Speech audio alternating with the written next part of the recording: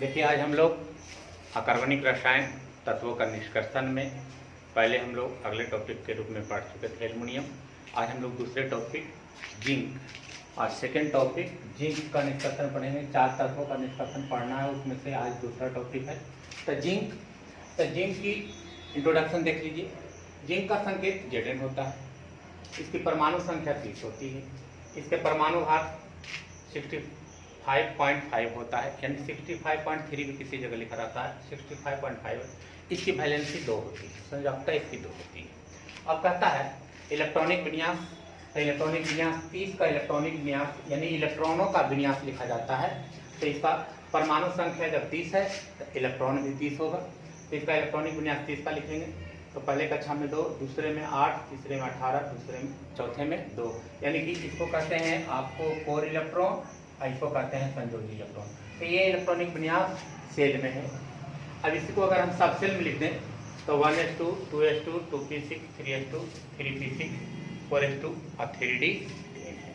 अब कहने का मतलब है कि जिंक जो है वो आवर्त सारणी में डी ब्लॉक का तत्व है, डी ब्लॉक के तत्व है। और डी ब्लॉक जितने भी डी ब्लॉक के तत्व हैं तो डी ब्लॉक के तत्व को हम लोग संक्रमण तत्व यानी कि ट्रांजिशन एलिमेंट के नाम से जानते हैं। अब इसका स्थान पीटी में तीसरे आवर्त, ये देखिए आपको आवर्त बताता है, ये आपको ब्लॉक बताता है और ये आपको वर्ग बताता है। यानी कि अगर पीटी को शुरू से देखा जाए, एस ब्लॉक से देखा जाए तो एस ब्लॉक में 2 वर्ग और डी में 10 2 12, यानी कि शुरू से अगर चलते हैं तो ये डी ब्लॉक के ब्रह्मा, पीटी में ब्रह्मा वर्ग में है। और अगर हम सिर्फ डी की बात करते हैं तो 2 उसमें से हटा लीजिए, बाकी आपको गणना हो जाएगा। तो ये यानी कि ये आपका डी ब्लॉक के तत्व है और तीसरे आवर्त का तत्व है। अब जिंक के प्रमुख अयस्क, तो जिंक के प्रमुख अयस्क में सब देखिए, zinc blende, calamine, zinc blende ZnH, calamine ZnCO3, zincite ZnO, अबिलेमाइन Zn2SiO4, ये इसके अयस्क हैं। इन अयस्कों में सबसे प्रमुख अयस्क आपका जिंक ब्लेड और कैलेमाइन है। इसी जिंक ब्लेड और कैलेमाइन से जस्ते का निष्कर्षण होता है। तो देखिए अब यहाँ साफ जाहिर है कि एक आपका सल्फाइड अयस्क है, एक आपको कार्बोनेट अयस्क है। जिंक ब्लेड आपका सल्फाइड अयस्क है और जिंक कैलेमाइन आपको कार्बोनेट अयस्क है। तो जितने भी हम आप लोग जब सांद्रण पढ़ रहे थे तो हम पढ़े थे कि जितने भी सल्फाइड अयस्क हैं उसका सांद्रण जो है वो फेन उत्प्लावन विधि के द्वारा किया जाता है। और यहाँ कैलेमाइन का को फेन उत्प्लावन विधि के द्वारा सांद्रण नहीं कर सकते हैं, लेकिन जिंक ब्लेड को फेन उत्प्लावन विधि के द्वारा सांद्रण करते हैं। अब इसके पास अब जस्ते का निष्कर्षण में हम लोग पढ़ेंगे, तो अब ये दोनों से हम लोग निष्कर्षण पढ़ेंगे, लेकिन अब एक लेके चलते हैं। तो सबसे पहले है ZnH जिंक ब्लेड। तो जिंक ब्लेड आपका सल्फाइड अयस्क है, तो सबसे पहला पॉइंट किसी भी निष्कर्षण से पहले उसको सांद्रण करते हैं। तो सांद्रण हम लोग करते हैं, आपको यहाँ सल्फाइड अयस्क है तो इसका सांद्रण फेन उत्प्लावन विधि के द्वारा किया जाएगा। तो सबसे पहले जिंक ब्लेड को महीन चूर्ण करने के बाद, जिंक ब्लेड को महीन चूर्ण करने के बाद फेन उत्प्लावन विधि के द्वारा सांद्रण कर लेते हैं। हम आपको फेन उत्प्लावन विधि पढ़ाए थे। वो फेन उत्प्लावन विधि में एक टैंक होती है, उसमें पाइन का तेल या यूकेलिप्टस के तेल को मिला करके अयस्क को महीन चूर्ण करके उसमें खूब खलवलाते हैं। खलवलाने के बाद जो अशुद्धियाँ होती है वो आपको पेंदी में बैठ जाता है और जो सल्फाइड अयस्क है वो फेन के साथ ऊपर आ जाता है, क्योंकि सल्फाइड अयस्क हल्के होते हैं, वो हम बता चुके हैं। तो सबसे पहले जिंक ब्लेड को हम लोग महीन चूर्ण करके फेन उत्प्लावन विधि के द्वारा सांद्रण करते हैं। सांद्रण, अब हमारा एक प्रक्रिया समाप्त हो गया, सांद्रण कर लिए। सांद्रण करने के बाद आप जारण करते हैं। तो आप जानते हैं जारण के बारे में बताए थे कि उच्च ताप पर वायु की उपस्थिति में जब गर्म करते हैं तो उस प्रक्रिया को कहते हैं जारण। और जब उच्च ताप पर वायु की अनुपस्थिति में गर्म करते हैं और वह ऑक्साइड में बदल जाएगा तो उस प्रक्रिया को कहते हैं निस्तापन। तो आप देखिए सांद्रित अयस्क को उच्च ताप पर, अब एक यहाँ फिक्स याद रखिएगा, जब भी जारण करेंगे तो उच्च ताप पर करेंगे। अगर इसको हम लोग निम्न ताप पर कर दें तो अगर ऑक्साइड जब निम्न ताप पर करेंगे तो वह ऑक्साइड में नहीं बदलेगा, वह सल्फेट, जिंक सल्फेट में बदल जाएगा। ZnSO4 में बदल जाएगा। इसीलिए जब भी करेंगे तो उस ताप पर करेंगे।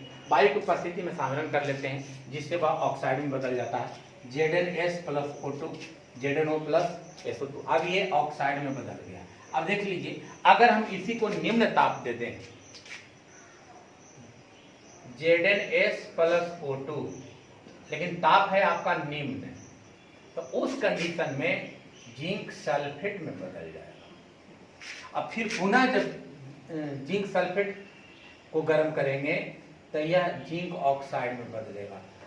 तो याद रखिएगा, जब भी ताप देंगे तो उच्च ताप देंगे, निम्न ताप देंगे तो प्रक्रिया बढ़ जाएगी। अब इस कंडीशन में ZnS+O2 में बदलेगा, फिर वहां से इसका निष्कर्षण फिर ऑक्साइड में बदलेंगे, तो ये लंबी प्रक्रिया हो जाती है। तो अब इस कंडीशन में निम्न ताप पर नहीं, जब भी करेंगे तो उच्च ताप पर करेंगे। अब इसका ऑक्साइड में बदल दिया, तो जब ऑक्साइड में बदल जाता है तो फिर हम लोग सांद्रण में पढ़ते हैं अवकरण। तो अब इसको हम लोग ऑक्साइड में बदलने के बाद अवकरण कराएंगे। फिर जिंक ऑक्साइड को कोयले के चूर्ण के साथ मिलाकर गर्म करते हैं, तो कार्बन के द्वारा यह अवकृत होकर के जिंक अलग कर देता है। अब ZnO+C को अगर इसको हम लोग गर्म कर दें तो जिंक अलग हो जाएगा और कार्बन मोनोऑक्साइड अलग हो जाएगा। इस प्रकार ये अशुद्ध जिंक के रूप में आपको पेंदी में आकर फिल्टर में आकर जमा हो जाएगा। और जमा हो जाने के बाद जहाँ ये अशुद्ध जिंक जस्ता जमा हो जाता है उसे हम लोग स्पेल्टर कहते हैं। तो इस प्रकार यह स्पेल्टर में आकर के भट्ठी में आकर के जमा हो जाएगा और यह इस प्रकार जस्ते का निष्कर्षण आपका संपन्न हो जाती है। अब बात रही कि अब कैलेमाइन से भी इसका निष्कर्षण कर सकते हैं। तो सबसे पहले कैलेमाइन से इसका निष्कर्षण कैसे करेंगे, तो इसमें सांद्रण की जरूरत नहीं होती है, हम लोग डायरेक्ट अवकरण कर, ये तो जस्ते का निष्कर्षण हो गया। अब कैलेमाइन से थोड़ा सा ही पॉइंट है, समझ लीजिए। ZnCO3 को अगर हीट करेंगे हम लोग, निस्तापन करेंगे, जारण नहीं करेंगे, हाँ निस्तापन करेंगे। तो यहाँ निस्तापन करते हैं, तब निस्तापन करने के बाद ये ZnO+CO2 में बदल जाता है। अभी ZnO फिर पुनः ZnO को अवकरण करा देंगे, तो अवकरण करा देंगे तो जस्ता की प्राप्ति हो जाती है। तो ये था आपका जस्ते का निष्कर्षण। अब इसका शुद्धिकरण कैसे करते हैं, शोधन किसको कैसे करते हैं, तो इसका शोधन वैद्युत अपघटन विधि के द्वारा करते हैं। एक बंद बर्तन में जिंक सल्फेट का विलयन ले लेते हैं और जिंक का अशुद्ध रड लेते हैं, और जब इसमें विद्युत धारा प्रवाहित करते हैं तब प्रवाहित करने के बाद जस्ता शुद्धतम रूप में आकर के कैथोड पर जमा हो जाता है। इस प्रकार जस्ते का सांद्रण हो जाती है।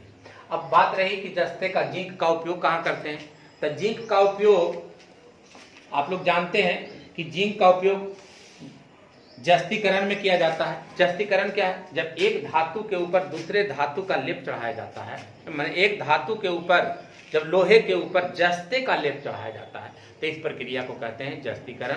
तो जिंक का उपयोग हम लोग जस्तीकरण में करते हैं। इसका उपयोग साइनाइड विधि में सिल्वर और गोल्ड के निष्कर्षण में करते हैं।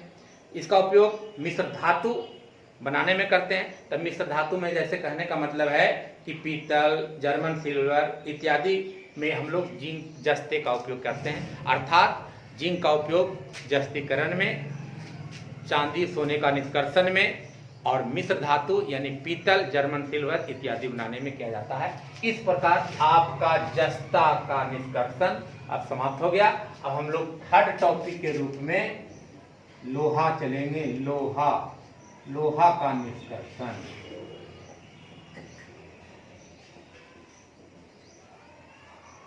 तो थर्ड टॉपिक है आपका लोहा का निष्कर्षण। इसको हम लोग अब पढ़ेंगे।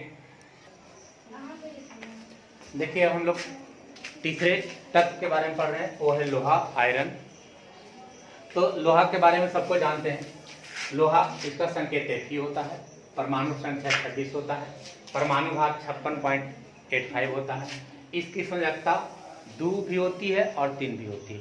और 2 कब होगा और 3 कब होगा, इसके बारे में जान लीजिए। जब लोहा यानी कि फेरस प्रत्यय जब लगा रहे तो कम संयोजकता अर्थात 2, और जब यही लोहा को हम लोग फेरिक के रूप में बोलेंगे तो उस कंडीशन में इसकी संयोजकता 3 हो जाती है। तो इसके पास दो वेरिएबल संयोजकता, वेरिएबल वैलेंसी है। अब वेरिएबल वैलेंसी क्यों है, तो हम लोग जब डी ब्लॉक में आएंगे तो संरचना क्यों परिवर्तित होता है इसके बारे में डी ब्लॉक में ही स्टडी करना है। संक्रमण तत्व, ये संक्रमण तत्व ही है आयरन, और इसकी संरचना 2 और 3 भी होती है। अब कहता है इसका इलेक्ट्रॉनिक विन्यास 1s2 2s2 2p6, ये तो जानते ही हैं आप लोग। अब इसके प्रमुख अयस्क, लोहा के प्रमुख अयस्क मैग्नेटाइट, इसके अयस्क हैं magnetite Fe3O4, haematite Fe2O3, siderite FeCO3 और आयरन पायराइट FeS2। इन सारे अयस्कों में मैग्नेटाइट और हेमाटाइट सबसे प्रमुख अयस्क है जिससे हम लोग इसका निष्कर्षण किया जाता है। तो लोहे का निष्कर्षण, अब हम लोग ये इसके प्रमुख अयस्क थे। बार बार ऑब्जेक्टिव में क्वेश्चन पूछता ही है कि इसका लोहे का अयस्क कौन है, 4 गो विकल्प रहेगा, तो याद रखिएगा इसका अयस्क है magnetite Fe3O4, haematite Fe2O3, siderite FeCO3 और आयरन पायराइट यानी लौह पायराइट FeS2। तो लोहे का निष्कर्षण, इसका सबसे किसी भी अयस्क को अयस्क से तत्व धातु की प्राप्ति से पहले उसका सांद्रण किया जाता है, कि कोई भी अयस्क हो कोई निष्कर्षण से पहले उसमें सांद्रण किया जाता है। और सांद्रण है क्या कि उसमें जो मौजूद अशुद्धियां होती है सांद्रण करने से वह दूर हो जाता है। तो सबसे पहले इसको हम लोग सांद्रण कर लेते हैं। तो हम जानते हैं कि लोहे के लोहा इसमें चुंबकीय गुण है, तो सबसे पहले इसका जो सांद्रण करते हैं वो चुंबकीय पृथक्करण विधि से किया जाता है। अगर सपोज दैट आपके एग्जाम में ये विधि याद नहीं है कि कौन सा विधि के द्वारा उसका सांद्रण किया जाता है, तो डायरेक्ट आप ये भी लिख दीजिए उस समय कि सबसे पहले इसके प्रमुख अयस्क को सांद्रण कर लेंगे, तो आपका एक पॉइंट क्लियर हो जाएगा। कम से कम ये जान लेगा कि लड़का जानता है कि सांद्रण का प्रोसेस जाना है, यानी कि अशुद्धियों को दूर करने का विधि जानता है। लेकिन आप कन्फर्म जानते हैं तो जरूर लिखें। तो इसका सांद्रण हम लोग जब भी करेंगे तो चुंबकीय पृथक्करण विधि के द्वारा सांद्रण कर लेते हैं। सांद्रण के बाद जारण करते हैं। तो कहता है अयस्क को थोड़े मात्रा में कोयला के मिलाकर वात भट्ठी में नियंत्रित ताप पर वायु के प्रवाह में जारित करते हैं। हम जानते हैं कि जारण वायु की उपस्थिति में ही संभव होता है। तो सबसे पहले इसका हम लोग जारण कर लेंगे, सांद्रण कर लेंगे, सांद्रण के बाद जारण करेंगे। तो जारण करने का मतलब है देखिए कोयले के साथ, कोक के साथ मिला करके। अब कहाँ, वात भट्ठी में नियंत्रित ताप पर वायु के प्रवाह में इसको जारण कर लेंगे। जारण करने के बाद प्रद्रवन, अगला पॉइंट है प्रद्रवन। तो जारित अयस्क को चूना पत्थर, देख लीजिए क्या क्या चीज मिलाए हैं, कोक और चूना पत्थर के साथ मिलाकर अधिधमन भट्ठी यानी कि वात भट्ठी में प्याला और शंकु व्यवस्था के द्वारा ऊपर से नीचे की ओर गिराते हैं। तो अब बात रही, एक साल पूछ दिया था, लोहे का निष्कर्षण नहीं पूछा था, डायरेक्ट पूछ दिया था कि वात भट्ठी यानी अधिधमन भट्ठी का वर्णन करते हैं। अब भट्ठी के बारे में ही वर्णन पूछा था, लोग समझा कि निष्कर्षण पूछ रहा नहीं। वात भट्ठी क्या है, अब इसके बारे में सुन लीजिए। तो वात भट्ठी अग्निसह ईंट का बना होता है। वात भट्ठी जो है वो अग्निसह ईंट का बना होता है। यह 50 फुट ऊंचा और 24 फुट चौड़ा होता है। वात भट्ठी अग्निसह ईंटों का बना होता है। इस प्रकार का व्यवस्था है वात भट्ठी का, देख लीजिए, एक बार समझ लीजिए।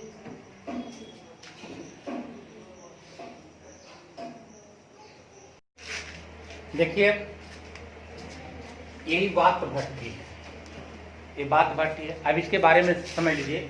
कई बार एक क्वेश्चन पूछा था कि वात भट्ठी का वर्णन करें। तो वात भट्ठी का वर्णन में, वात भट्ठी इसकी जो बाहरी दीवार है वो इस्पात के चदरों की बनी होती है। इसके अंदर अग्निसह ईंटों का अस्तर होता है। अग्निसह ईंटों का, फायर प्रूफ, वाटर प्रूफ का नाम सुने हो, उसी प्रकार फायर प्रूफ है। तो इसकी बाहरी दीवार है जो इस्पात की चदरों की बनी होती है, और इसके भीतरी दीवार जो होती है वो अग्निसह ईंटों की बनी होती है। इसके अंदर का ताप नीचे से जो ऊपर की ओर जाते हैं ताप बढ़ता जाता है। सबसे नीचे का ताप 2200 केल्विन होता है, इतना ताप होता है। और इसके जो लेयर होते हैं जो अग्निसह ईंटों का बना होता है, इससे ताप बाहर नहीं निकल पाता है। इसकी ऊंचाई 50 से 100 फीट होती है। ऊंचाई 50 से 100 फुट होती है और इसकी चौड़ाई जो होती है वह 24 फुट होती है। आई लाइक ए चिमनी, भट्ठा के समान ही होता है। इसके ऊपर प्याला जैसा शंकुनुमा आकार होता है, जिससे हम लोग मैन पिसा हुआ है, कोक और चूना पत्थर, 3 चीजों का मिश्रण डालते हैं। इससे हवा जाने के लिए नली होती है, इससे वायु का प्रवेश होगा। और इसके नीचे में 2 लेयर होता है, एक में जब अभिक्रिया होगी तब पिघला हुआ लोहा आकर के जमा हो जाएगा, जिसको हम लोग निकास नली से बाहर निकाल लेंगे। और इसके ऊपर धातुमल अर्थात अशुद्धियां आकर के जमा हो जाएगी, जिसे अलग नली के द्वारा निकाल दिया जाता है। इसके सिरे पर एक नली होती है, जिससे व्यर्थ गैसों का निर्माण होता है, निष्कासन होता है। तो इस कंडीशन से हम लोग किसका वर्णन कर लिए, बात भट्ठी का वर्णन कर लिए। जब ये प्याली नुमा संरचना से 3 चीजों का मिश्रण को हम लोग इसके बात भट्ठी के अंदर डालते हैं, तो बात भट्ठी में डालने के पश्चात बात भट्ठी में 3 अभिक्रियाएं होती है, जो अलग अलग तापों पर होती है। कहाँ कहाँ होती है तो देख लीजिए। बात भट्ठी के अंदर 3 अभिक्रिया होती है। सबसे पहला जो अभिक्रिया है नीचे के भाग में, यानी कि जहां का ताप टेम्परेचर सबसे उच्च होता है वहां, यानी कि सबसे नीचे के भाग में।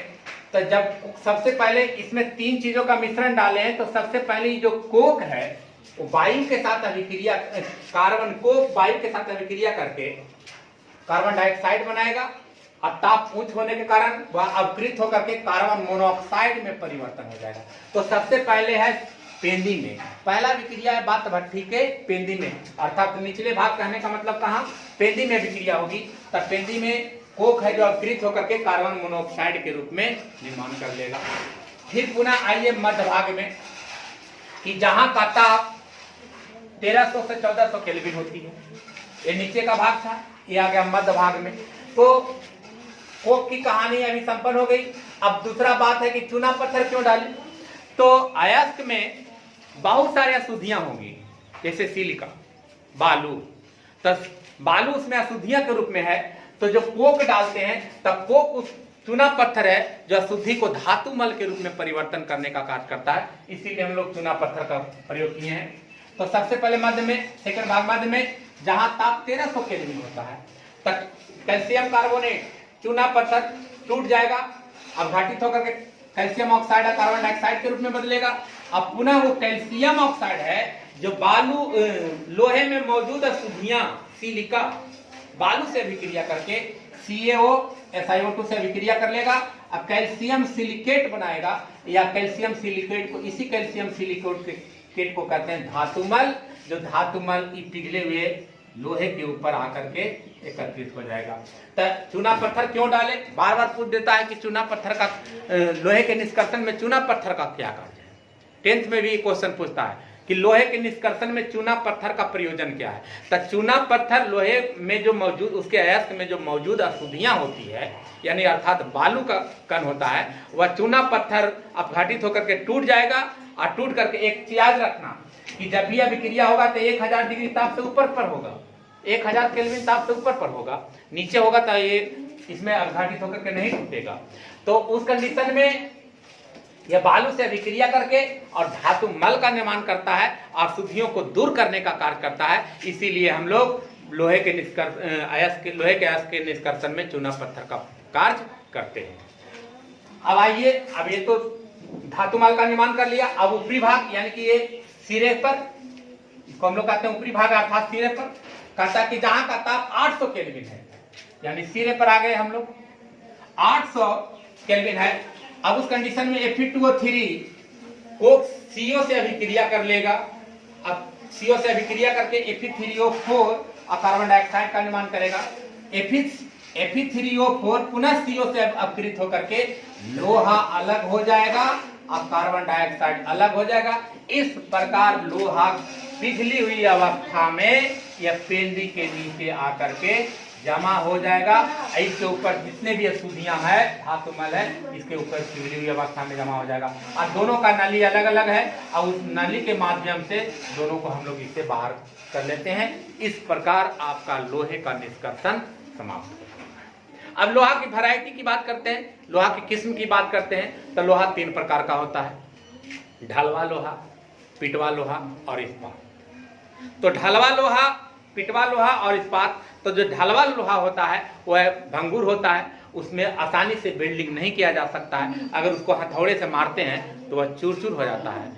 पिटवा लोहा आपका सबसे इंपॉर्टेंट लोहा है, पिटवा लोहा है, जिसका हम लोग घरेलू प्रयोजन में, कृषि उपकरण में, खिड़की, अलमारी, वेंटिलेटर, केवाड़ी, विभिन्न प्रकार के कृषि औजार का निर्माण जो भी हम लोग करते हैं वह आपका पिटवा लोहा है। उसके रूप आकार में परिवर्तन कर सकते हैं, उसको हथौड़े से वह ज्यादा आघातवर्ध होता है। और थर्ड है इस्पात। तो इस्पात बहुत ही कठोर होता है, इसका उपयोग हम लोग रेल की पटरी भी बनाने में करते हैं, हवाई जहाज बनाने में करते हैं। यह सबसे कठोरतम लोहा के रूप में यह इस्पात है। तो अगर आ जाए कि लोहा के किस्में, सबसे उन्नत किस्म कौन है, तो सबसे उन्नत किस्म जो है वो पिटवा लोहा है, क्योंकि पिटवा लोहा का प्रयोग हम लोग ज्यादा अपने दैनिक जीवन में प्रयोग करते हैं। तो लोहा के 3 किस्में हुआ, ढलवा लोहा, पिटवा लोहा और इस्पात। अब इस कंडीशन से आप लोग लोहा के निष्कर्षण के बारे में जान गए। अब हम लोग लोहा का उपयोग, तो लोहा का उपयोग तो आप लोग जानते ही होंगे कि लोहा का सबसे ज़्यादा उपयोग हम लोग कहाँ करते हैं। तो बड़े बड़े औद्योगिक क्षेत्रों में बड़े बड़े कंपनी को स्थापित किया जाता है, उसमें सबसे मात्रा में, प्रचुर मात्रा में लोहा होती है। अब वह कौन सा लोहा होता है, तो वह लोहा जो होता है वह करीब करीब पिटवा लोहा होता है। अब बड़े बड़े औद्योगिक क्षेत्रों में इस्पात का भी प्रयोग किया जाता है। घरेलू उपकरण में, कृषि औजार में, औद्योगिक क्षेत्र में, अस्त्र शस्त्र बनाने में लोहा का प्रयोग होता है। अब बिजली के खंभे, जो अब तो लोग सीमेंटेड जो पहले पॉल आती थी, अब उसको समाप्त करके करीब करीब लोहे का ही पॉल का प्रयोजन हो रहा है। तो लोहा का उपयोग स्टोव में भी करते हैं, रेलगाड़ी के स्लीपर में करते हैं, इस्पात तैयार करने में करते हैं, कृषि औजार में करते हैं, जंजीर बनाने में करते हैं, अनेकों कार्यों घरेलू प्रयोजन में किया जाता है। अब है लोहा के मिश्र धातु। तो लोहा का मिश्र धातु है स्टेनलेस स्टील। तो स्टेनलेस स्टील में लोहा, क्रोमियम और निकेल का मिश्रण होता है, जिसका उपयोग बर्तन बनाने में, साइकिल के पार्ट्स के निर्माण में किया जाता है। दूसरा मिश्र धातु है निकेल इस्पात, जिसमें लोहा और निकेल का मिश्रण होता है, जिसका उपयोग हवाई जहाज के पार्ट्स में किया जाता है, सैनिक गाड़ी के प्लेट में किया जाता है, क्योंकि यह सबसे कठोर और जंग रोधी होता है। तीसरा है क्रोम इस्पात, जिसमें लोहा और क्रोमियम का मिश्रण होता है, जिसका उपयोग हम लोग लोहे को काटने वाले यंत्र में प्रयोग किया जाता है। तीसरा है टंगस्टन इस्पात, जिसमें लोहा और टंगस्टन का मिश्रण होता है। यह काफी कठोर और जंग रोधी होता है। यह उच्च वेग वाले काटने के औजार में एवं स्प्रिंग में इसका प्रयोग किया जाता है। इस प्रकार आपका तीसरा जो तत्व था लोहा का निष्कर्षण, लोहा का निष्कर्षण समाप्त हो गया। अब हम लोग चौथा जो लास्ट है, चौथा तत्व वो है तांबा। तो तांबा का निष्कर्षण हम लोग पढ़ेंगे। तो तांबा का निष्कर्षण हम लोग अब अगले टॉपिक में, टॉपिक नंबर 7 में देखेंगे तांबे का निष्कर्षण। तब तक के लिए धन्यवाद। आपका ये टॉपिक, 2 टॉपिक आज आपका समाप्त हो गया, जस्ता और लोहा।